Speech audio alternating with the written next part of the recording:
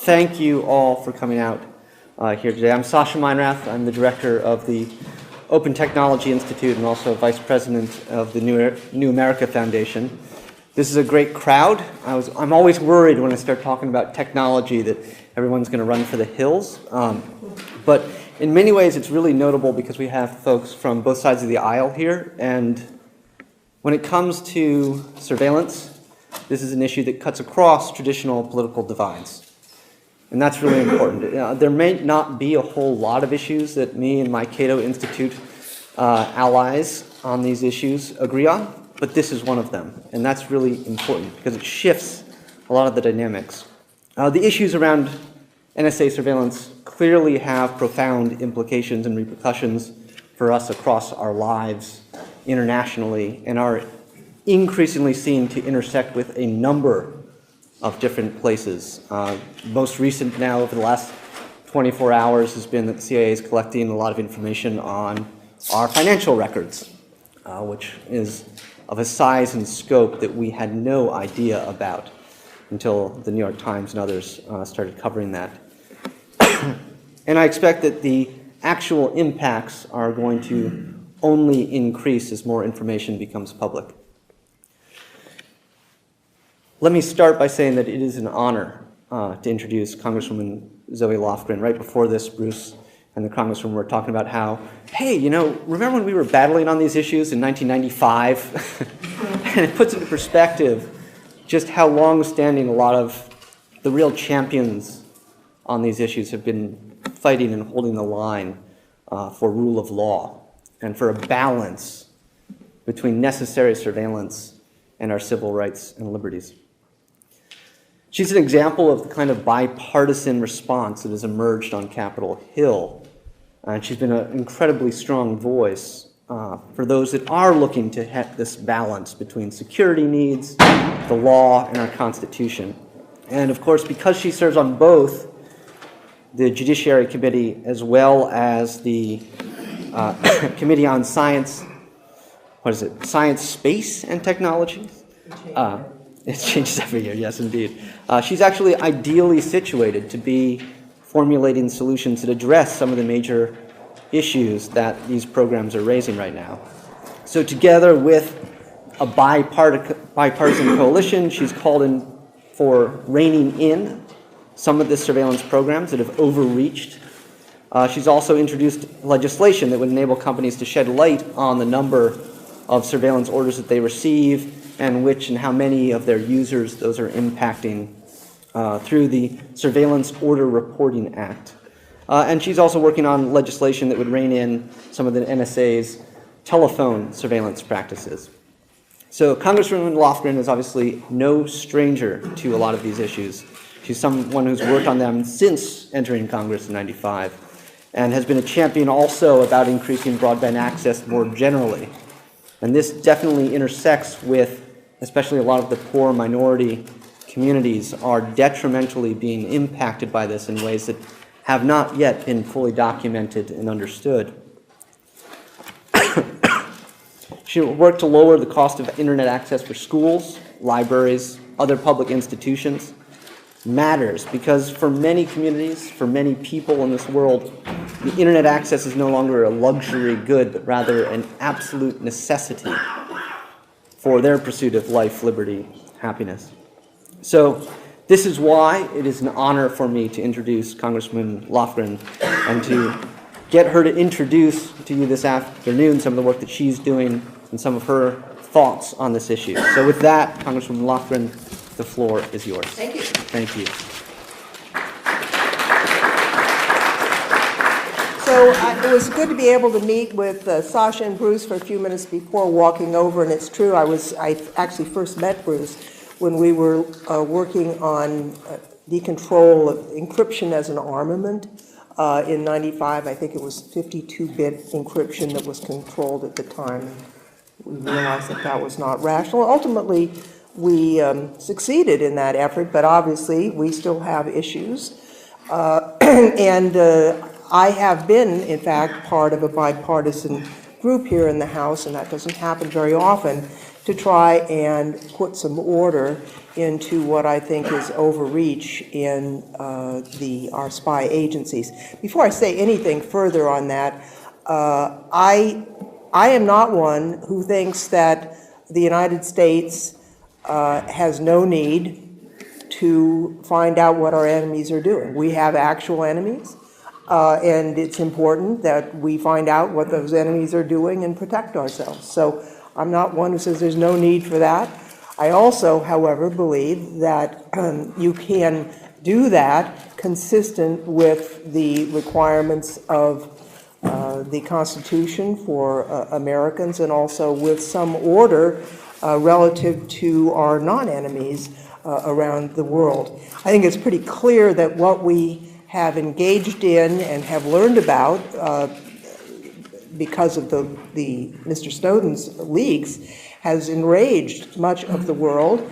Now, I think certainly NSA, in my judgment, and in the judgment of Congressman Sensenbrenner, who actually was the author of the Patriot Act, they have interpreted provisions of the Act in a way that I think is nonsensical and was never intended by the Congress, but Congress also bears the responsibility to clean this up. And at a minimum, I think we need to do three things. First, we need to place strict limits on bulk collection of information. Right now, we know because of the leaks, I'm not ever going to talk about what I've been told in classified briefings, but as Bruce and I just discussed, he probably knows more than I do because he has the capacity to look at documents that are not provided to the Congress. But we know, according to the newspaper, that using Section 215 of the Patriot Act to get business records, that the NSA is suggesting, and they've said this publicly, that the phone call records of every American is relevant to a terrorism investigation. I just think that is so nonsensical. When we put the word relevant into the Act, we thought it was a limitation. NSA apparently looked at it as an expansion of their authority. We need to curb that bulk collection authority. And I would, no, without talking about anything, business records are not just phone records. I mean, there are a lot of business records, and I think that to assume that bulk collection of business records per se, the way the NSA is doing it, is not, it's not appropriate. Second, I think we need to take another look at Section 702 of FISA. Right now, it prohibits the collection of information on U.S. persons without a court approval, which is fine.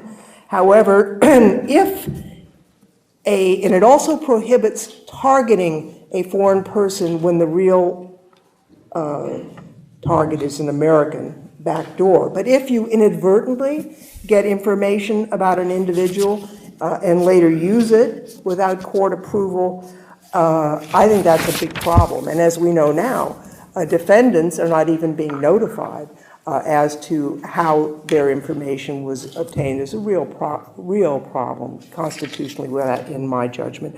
I think the government should get a warrant before it can use information it collects under Section 702 for U.S. persons. And I actually spoke out about this provision on the floor the last time the Act was reauthorized. And third, I think Congress needs to make sure that the actions of under the FISA court are more transparent. The idea that litigants can't see the government's arguments, that the court is making judicial rulings that are not shared with anyone, that the American people don't know, that's not the way the American legal system works. The government doesn't face off with anybody else in the court. That's not the way the American legal system works. So we need to change that as well.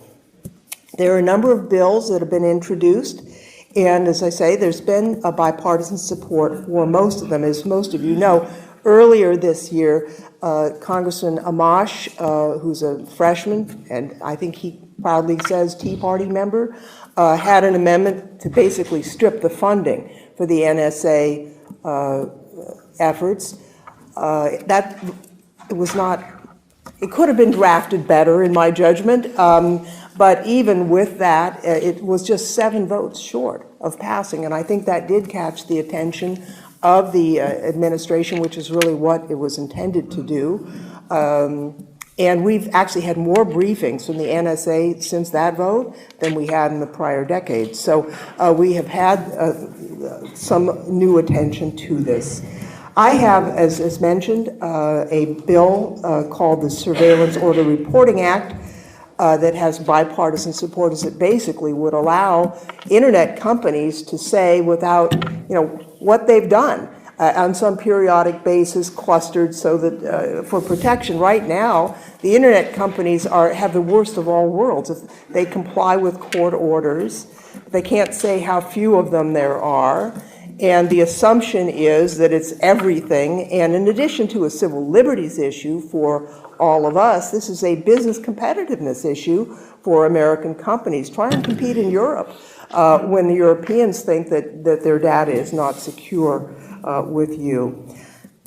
The big bill on NSA reform is one introduced by Jim Sensenbrenner, and he is the right person to introduce it as the author of the Patriot Act. I am a co-author of the bill.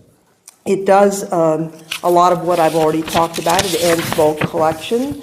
It requires a warrant to review information about Americans inadvertently caught up under FISA. It requires the FISA court to publicly disclose information about significant decisions. It requires the government to issue, actually he just took my bill on the disclosure verbatim, which I appreciate, to put it into his bill. And it requires the government to issue public reports estimating the number of individuals subject to intrusions on their privacy. My friend Ron Wyden and Chairman Pat Leahy have introduced the companion bill on the Senate side. And so the question is, which of competing visions are going to proceed? As many of you know, Senator Feinstein has a different approach. And although she did express concern about surveillance of the German chancellor that began, by the way, apparently long before she was the chancellor, Diane has not been known as a critic of the program. I think that's a fair commentary. And the bill that she's introduced, many have said, would essentially codify some of the problems that we are currently troubled by. I want to mention ECPA reform, because although that's not really a national security issue, it is also a privacy issue, and it's also a competitiveness issue. I was not in the Congress when ECPA was enacted in 1986. I don't know what they were thinking, but the idea that your email that's over 180 days can be obtained with a subpoena without a warrant is, I think, bizarre. So spam is protected, but your wonderful email from your husband that you've saved is not. I mean, we need to change that as well as geolocation. Representative Yoder has a bill that's just about email. My bill has both geolocation and email, and we're trying to get together and get a bill that moves forward. I can see that the lights have gone on, so the vote has been called. So I'm just going to wrap up, unfortunately, quickly, to say that I think we have an opportunity to put some law and order into our very necessary intelligence programs. I look forward to working with all of you, and I do think the newfound enthusiasm, maybe that's unfair, but the increased vocal response by some of our large actors in the economy is also going to be very helpful as we try and move forward. So what you're doing is enormously important. Thank you for letting me say these few words, and I look forward to your help on getting these bills passed. Thanks very much.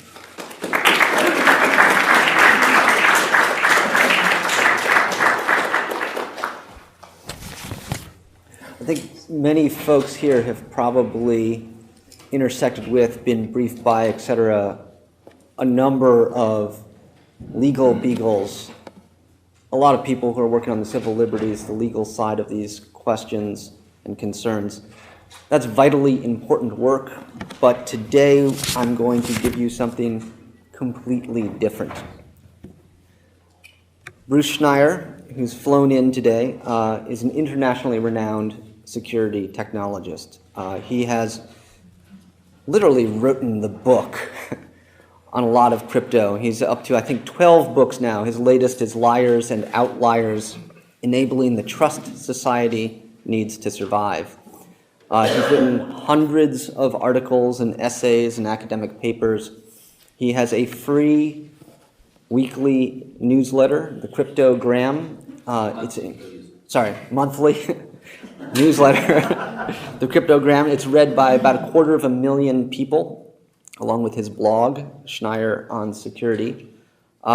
He's my go-to person, and a lot of other people's go-to person on issues diving into the depths of cryptography, encryption, surveillance, etc.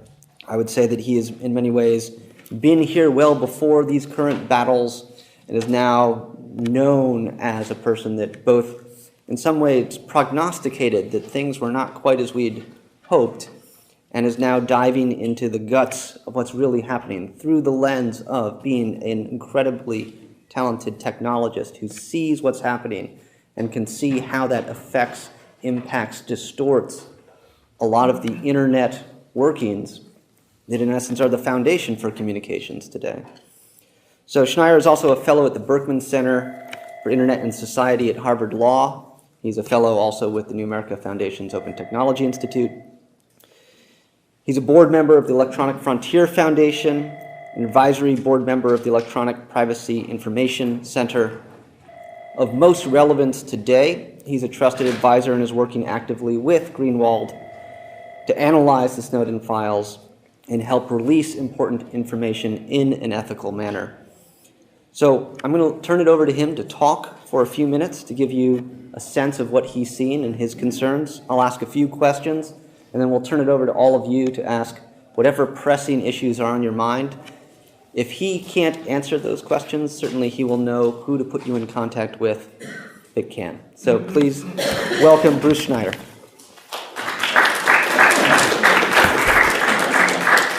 So thank you. To me, the neatest thing about the Snowden documents are the code names. I love code names. There aren't enough code names in my life. One of the most recent code names we learned is a program called Muscular. Muscular is the NSA's program to collect Google and Yahoo user data by eavesdropping on the trunk lines between their data centers. So your email and your documents are stored in Google's cloud, and there's several data centers around the world, and those are connected by trunk lines. NSA is eavesdropping on those and collecting data. This is different from the NSA's program to collect Google and user data by eavesdropping on the links between your browser and the corporate web server. We don't know the code name of that one, unfortunately. Those two are actually different from PRISM, which is the NSA program to collect Google and Yahoo user data by asking the companies for it. And when Representative Lofgren talked about more transparency and allowing the companies to talk about the requests they get, that will only affect that third program. There's lots more code names. I'll give you my favorite code name, Fox Acid. I bet you sit at the cool table in the cafeteria if you work on Fox Acid. My candidate for stupidest code name is Egotistical Giraffe. I'm actually not making that up. They probably sit in the corner in the cafeteria. And there are lots of these. The general takeaway, which I want everyone to understand, is that the NSA has turned the internet into a giant surveillance platform. And it is one that is robust. It is robust politically, it is robust legally, it is robust technically. And there's lots more to come, lots that will never get out. But that, to me, is the important thing. I mean, I just described 3 different programs using 3 justifications to get at your Gmail. And when you have the sort of budget the NSA has, you can make these A or B, let's do both sorts of decisions. And I think we're going to see that again and again and again. There are many ways into the same thing. And that's one of the things that worries me about some of the legislation, that tend to be targeted. I want to step back for a second and talk about the technological trends that got us here. Fundamentally, data is a byproduct of the information society. Right? Everything we do on a computer creates a transaction record. Right? And whether it's using our phone, using our credit card, right? Using our easy paths for road tolls, right? Everything creates a data record. And data is increasingly a byproduct of our socialization. We don't talk in person anymore. We talk on email, we talk on Skype, we talk on IM, we talk on Facebook. All of those create records. That data is being increasingly stored and increasingly searched and increasingly used. Fundamentally, because of Moore's law. Data storage drops to free, data processing drops to free. It is easier to save everything than it is to figure out what to throw away.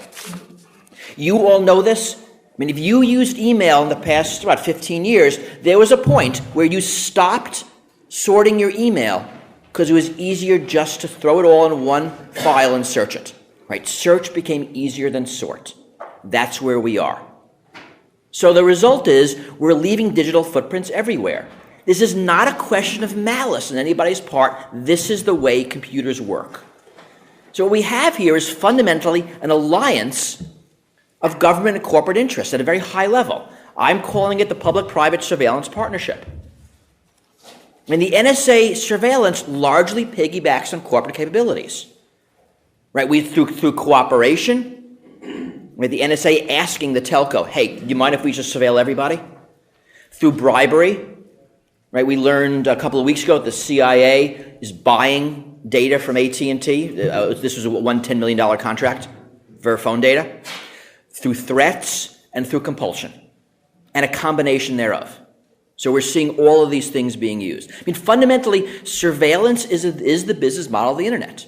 Right? We build systems that spy on people in exchange for services, and the NSA is just trying to get themselves a copy. That's what's going on. Most of this is metadata. I very much dislike the only metadata frame. Metadata equals surveillance.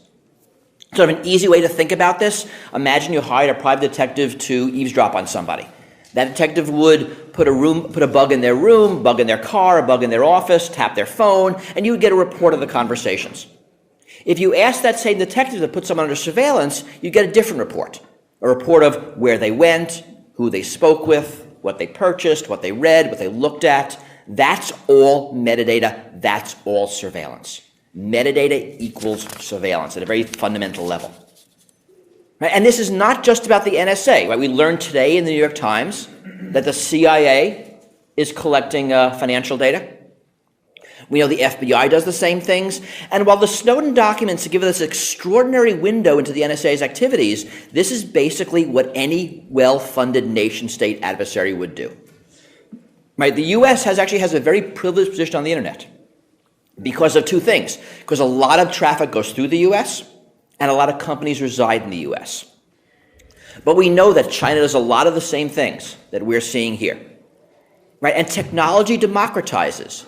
Today's secret NSA programs become tomorrow's PhD theses, become the next day's high school science fair projects. Right? And this is the harm that I'm concerned about. That we are building an insecure internet. The choice isn't, should the NSA spy or not? The choice is, does anybody get to spy, or do we make a secure internet? Right? Do we build an internet that is vulnerable to all attackers, or an internet that is secure for all users? That is the issue. And what's happened is we've made surveillance too cheap. We've made bulk surveillance too cheap. And we need to make it expensive again. Right? The good news is that cryptography works. And this is borne out through a lot of the programs we've seen, that crypto makes it harder. We do know the NSA and others have advances in cryptanalysis, but we've known this for decades. You know, we in the academic community know how to build secure systems. Much of how the NSA breaks cryptography is by getting around it. We know that.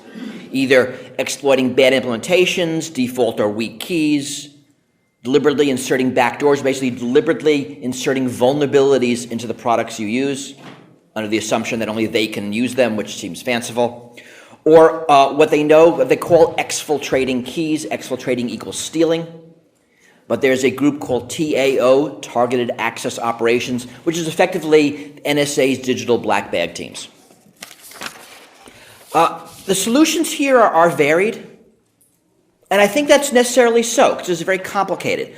I think there are going to be just some internal self-corrections inside the NSA. Because as amazing as it seems, they had no contingency plans for the secrets being entirely and totally leaked. That just surprised me. It took General Alexander 2 months before he could figure out some sort of response. And the cost-benefit nature has changed. I think fundamentally, secrecy is different in the information age. There are books on this. Corporate America knows this. I think the government is learning this. And you have to assume that your secret programs become public in 3 to 5 years. If everything Snowden said showed us the NSA was spying on North Korea and the Taliban, nobody would care. Right? So the NSA is spying on Belgium. Or I guess even weirder that the UK is spying on Belgium. It's like Connecticut spying on Nebraska. Right? Those are the things that are surprising, and those are the things you only do if you think there's no chance it'll become public. And that's just changed. Corporations have a new cost-benefit analysis. Right? It used to be it was risk-free to cooperate. It was risk-free to hand over the data, to just say, okay, don't send us a national security letter, we'll do it willingly. Now there is enormous PR value in fighting. Right? Google and Yahoo and Apple and Microsoft are all trying to fight. Telcos less so, but I think they're starting. So there's PR harm in cooperating and PR value in PR harm in cooperating, PR value in fighting, again, because this is becoming public. I think there are other self-corrections. There's an enormous amount of political blowback here, especially internationally, and that just changes the nature of what the NSA is going to do. The NSA is surprisingly risk-averse. That's one thing that amazes me, that they are very, very risk-averse. And remember, they have a dual mission, protection and exploitation. The problem is that it's gotten out of whack. There's a lot of technical things we can do. I spoke to the Internet Engineering Task Force last week. That's the group that basically designs and builds the Internet protocols we all use. They are viewing this as the Internet is under attack, and it needs to be hardened, needs to be strengthened. Again, not against the NSA, against everybody. So we talk about encryption. We talk about target dispersal. We were way more secure when our email was among 10,000 ISPs than when it's among 10. We talk about anonymity. We talk about assurance. I mean, the goal here is to leverage the economics, the physics, and math. Right? The NSA might have a bigger budget than anybody else, but they are not made of magic. Right? And the problem is that bulk collection became cheaper than targeted collection. Just need to change that. Right? As the representative said, there's a lot of good stuff the NSA does. We want them to do that and not spy on everybody. Largely, this is a political solution. And we sort of know what this looks like, right? Transparency, oversight, accountability. I mean, there's a lot of devils in the details, but that's basically the way any political solution will work. One of the problems we have is that laws lag technology, right? And the laws tend to be outdated. I mean, Representative talked about that Stored Communications Act that meant your email was considered a stored record after 3 months. Well, that was in a world where you downloaded an email to your computer every day. So 3 months kind of made sense. Now your email is on Google for years and years and years. And 3 months doesn't make sense. Right? Technology changes, the laws don't. Problem, of course, is that reining in the NSA only affects the NSA. Doesn't affect non-U.S. persons, which, is an issue in most of the world. Doesn't affect the actions of other countries either. I mean, you haven't heard this argument yet, but you will hear it. If we rein in the NSA, China wins. Right? That is an arms race argument. It's a zero-sum game. It's us versus them. It might as well be us. Now, I think that is fundamentally flawed. I think a secure internet is in everybody's best interest. That we need to secure the internet even if the other people don't. And we need to start fostering broad agreement there. Because that's the way you turn a zero-sum game into a positive-sum game. And then it becomes a traditionally very hard international problem, like money laundering and nuclear proliferation or human trafficking. I mean, those aren't easy, but at least we all basically know where we're trying to get to. So I think we eventually will win this protecting is more important than eavesdropping argument. It's going to take a decade or so. In the near term, I'm hoping we win the tell us what you're doing argument, because that's real important near term. And I'm happy to take questions. Great. We have a handheld mic, or how? So, just very briefly, so we know that telephone metadata is being collected. We know text messaging, email, social networks are being collected. We know that encrypted communications is not just being collected, but being stored even more so than other communications. We know web searches and search histories are being collected. We now, in the last 24 hours, know financial data is being collected. We haven't yet heard anything about pictures and videos, facial recognition, what happens with cars that are collecting a lot of information, what happens with all those smart devices, these Internet of Things devices that make your home all automated are also sharing data. I don't know about you, but I look at that, I'm like, whoa, that kind of is scary given all of the other places that are where data collection is happening. I've also noted that you're not walking around with an abacus. You actually have a computer. So I was wondering if you could talk a little bit about what are you doing as best practices? What can people writ large do? Not the super techie, geeky stuff, but like the general sort of like what raises the bar for people to help protect their communications? You know, fundamentally, the way you protect yourself is you throw away a computer and throw away your cell phone, which is fundamentally useless advice. You know, we've built an internet which is highly interconnected and highly dependent on companies to provide us with services and to keep our data. And once we have that, we are vulnerable. I've written essays on how to protect yourself, the things you can do around the edges. My mother didn't understand a word of that. And that's not surprising. There's actually not a lot we can do. And this is unfortunate. The solutions here are either going to be done by the internet boffins, right? There'll be stuff that'll happen in the background that you won't see that will protect you, or stuff that'll happen in this building, which I guess you guys would see and I won't, but it'll protect you. But there's not a lot of technical things that can propagate down to the average user level. I mean, yes, if you are super paranoid, there are things you can do. I mean, there are things I am doing to protect myself because I know as I am working with these documents, I am a target, I mean, not of the US, I mean, it's their stuff, but of other countries. But that's really very extreme. Talk us a little bit about what's happening at IETF and other standard-setting bodies, like in response. One of the issues we have, and this is unfortunate, is that these stories have weakened the internet trust model. I mean, the internet used to be run on effectively a U.S. benign dictatorship. The world generally believed that we were acting in the best interest of the world and generally let us alone and let us do it. Let the U.S. techies be in charge. That governance model is gone. I mean, no longer does the world say, well, yes, the U.S. is a good steward of the internet. And unfortunately, there isn't any good model to replace it. And I think this is very dangerous because a lot of the replacement models are worse. There are a lot of far worse countries in the U.S. that are using our actions to justify far more invasive surveillance and far more worse control over their citizens. And I really dislike that. The IETF, which is an international body of techies that are building the standards. I mean, they make the web work. They make your email protocols, your chat protocols work. They are working on, they started to work on ways to harden the internet, to make it more secure against all actors. And I mean, there's a lot of tech here. This will take a couple of years. This is the fast process. But I think it's an important one. I think over the past decade, we've built standards where security was optional. And right now it isn't optional. And again, this is not about the NSA. I mean, figure we have a 2-year lead here on what criminals are going to do. Or maybe a 3-year lead, 5-year if we're really lucky. I mean, these techniques aren't somehow magically NSA only. And that to me is the real problem. We don't get to say, look, we need to spy, therefore you can't have a secure internet.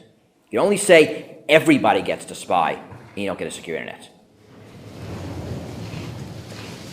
So I'll ask one more and then open it up for more questions. One of the things that's come up quite a bit is sort of the real threat and then sort of the rumor mongering threat, and the notion that we can't trust anything now. All encryption is broken, everything is falling apart. Can you talk a little bit about what is still thought, at least? We know encryption works, we do. And actually, this is a lesson, if you're following the documents, of the NSA's attempt to break Tor. Tor is an anonymity tool used by human rights activists around the world. And there's good guys as well as bad guys, like everything else. The NSA cannot break Tor, and it really annoys them. This is the lesson we learned from the NSA's collection of address lists and buddy lists from between your browser and their server. You look at the data. They collected about 10 times the data from Yahoo as they did from Google, which seems odd because Google is about 10 times Yahoo's size. Well, the reason is that Google has encryption enabled by default and Yahoo does not. Right? So the Yahoo eavesdropping was much more fruitful. This is also the lesson from the Muscular program. There was this great back-of-the-napkin hand-drawn diagram in one of the presentations. This was published by the Washington Post, that where the NSA person who wrote this, explicitly pointed to the place where the encryption was removed by Google to enable them to have access. Encryption does work. Even if you think about it, there's so much data. A lot of what's going on is real-time selection. So the NSA goes, and I'm making this up, although it's probably true, to AT&T, right, and say, we need a copy of everything, and this copy, goes into this room, where they say it's a bunch of computers, and they can't possibly save it all. There's way too much, every microsecond. They have to very quickly figure out what to save. So anything that makes that job slower, and this is also true for China, right? China's doing the same thing. Anything that makes that job slower is going to be a win. This is why the NSA, right now, if it's encrypted, the NSA shunts it for possible later storage. Well, it's only possible because almost nothing is encrypted. Encryption provides cover traffic for people who need it to stay alive. So encryption does work. Even moderately strength encryption is a good thing. The more we can make those pipes opaque, right, to the governments, to the criminal organizations, to everyone who wants access to it, the safer we are. So, Snowden said this in his first interview after he in Hong Kong, and he said that encryption works, and encryption is one of the few things you can rely on. What I say is trust the math. The math is good. The math is your friend. I saw one question. I saw you first. Thank you very much. My name is Laura Killian with the Patriot Technology Institute. My question for you, I worked on the Hill for many years on national security issues, and one thing you could see happening with anything that was just complex and layered was that it migrated to the military because they had the resources and institutional capacity. This is true with computer scientists. It's very true on a lot of technical issues. So you can see this problem as a process failure of institutions and governments. And I love your book, and I love this idea we need to figure out how to make trust and reputation more valuable currencies. How do you see that happening in your community? Because the technologists, especially the civic technologists, are so missing in the formative process of legislation and the formative conversations of making this issue important. I think it's true, and the lack of technologists is felt in this extraordinarily technological issue. The benefit we have is that where the technology is being built, there are pretty much only technologists, and the policy people are just, it's too icky to go there. And I've been to the meetings; like they're kind of intense. I don't recommend them for policy people. So you do have this separate technological trajectory, which is important. We do need lawmakers to understand the tech here. I actually really worry that we're going to get a law passed which looks good, does nothing, right? Easy to get around because of the full complexity of and robustness of the surveillance, and everyone pats themselves on the back and goes home. So I am scared of that. This is very technological. I mean, the less technologically invariant, the more technologically invariant we make our laws, the better. Because, in 5 or 6 years, I mean, it almost seems unimaginable, but Facebook will be gone, and there'll be a new thing we've never heard of, which all the cool kids are using, and it'll be different. So we really need to think about how we make this work. I mean, this is why I look at leveraging the economics and the physics and the math. I mean, those are more invariant than laws are. Yes, I saw you next. Marcy Gordon with the AP. On the International blowback,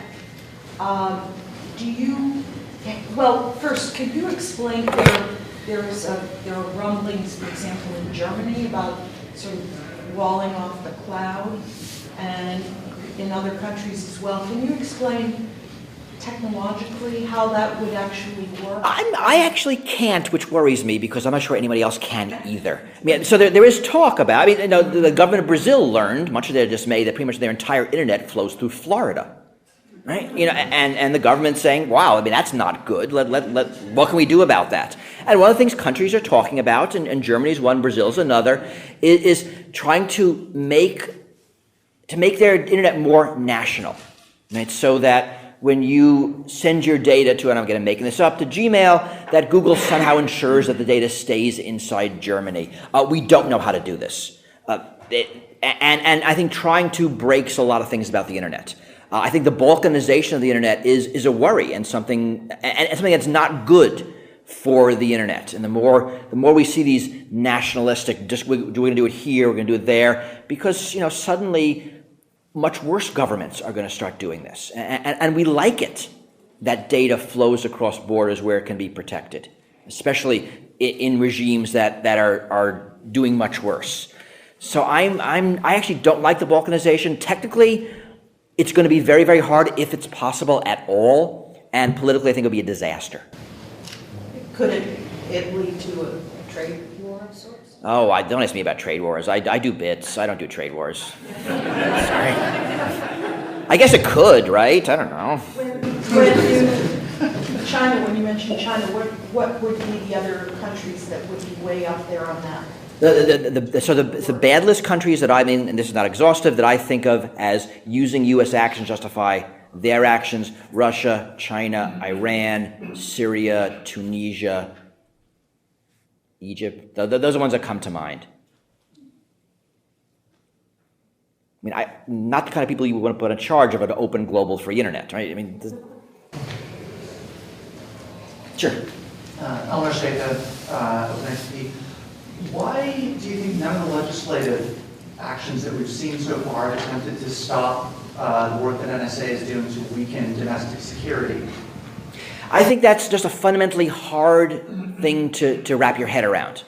I mean, so the code name here, remember codenames are cool, is Bull Run. And this is the NSA program to go to the companies that provide internet security, to you, me, to everybody, and basically say, hey, your security is kind of strong. Do you mind breaking it in this very specific way? And don't tell anybody but us. And companies have said yes. We do not know the names of the companies that have said yes.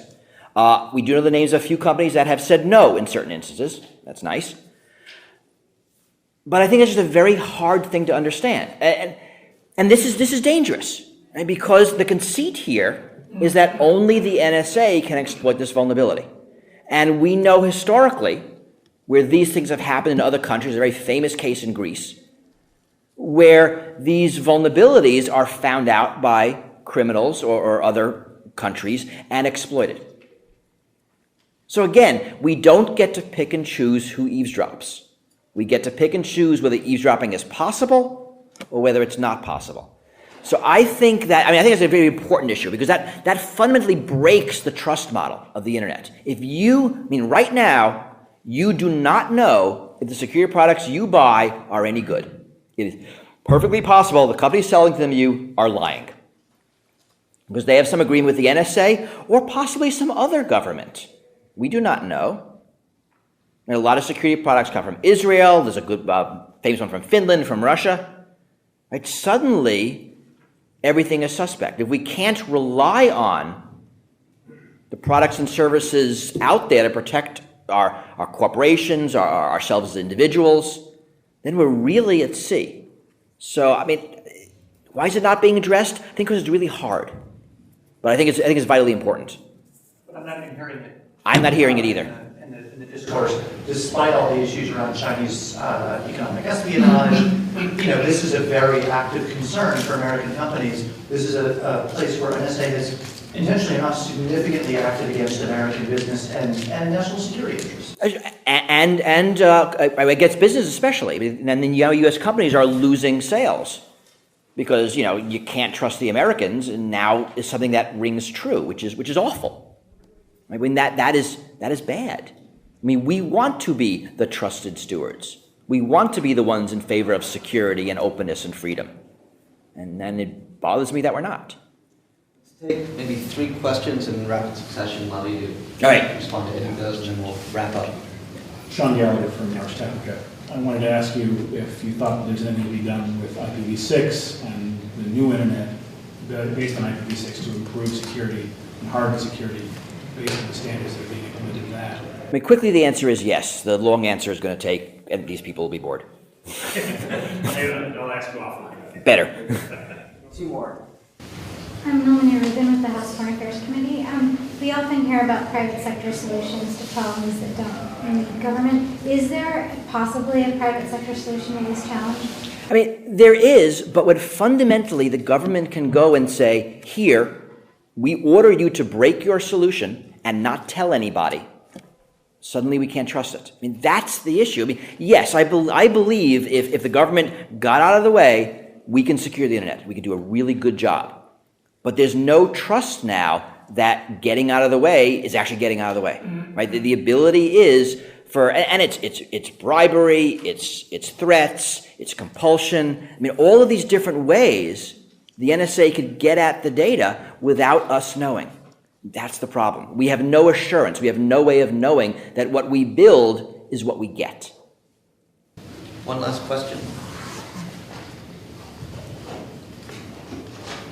I have one quick question. How do you think that the bills that